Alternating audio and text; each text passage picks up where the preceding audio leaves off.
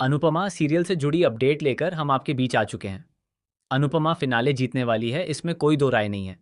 लेकिन सबसे बड़ा सवाल यह है कि फिनाले की 50 लाख रुपए की रकम में अब एक नया हिस्सेदार सामने आने वाला है। अब तक इस रकम के हिस्सेदार शाह परिवार के लोग थे।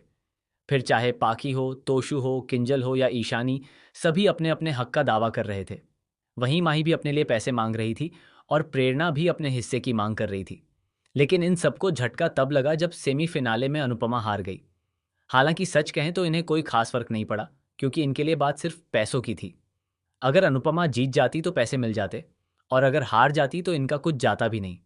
अब जल्द ही आप देखेंगे कि फिनाले में अनुपमा की दोबारा एंट्री होगी। जैसे ही अनुपमा फिनाले में पहुंचेगी, शाह परिवार के लोग, जो अब तक बिल्कुल बेफिक्र बैठे थे, अचानक फिर से सक्रिय हो जाएंगे। एक बार फिर अनुपमा सबकी फेवरेट बन जाएगी और सभी उसका साथ देने का नाटक करते नजर आएंगे। अगर ईशानी और किंजल को छोड़ दें तो बाकी सभी सिर्फ अपने स्वार्थ के लिए काम करते दिखाई दे रहे हैं।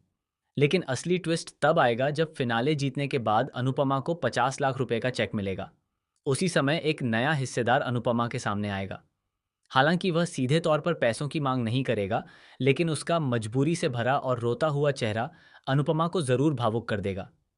यह शख्स कोई और नहीं, बल्कि प्रेम होगा, जिसने पूरी कहानी में अनुपमा को बेइज्जत करने का एक भी मौका नहीं छोड़ा।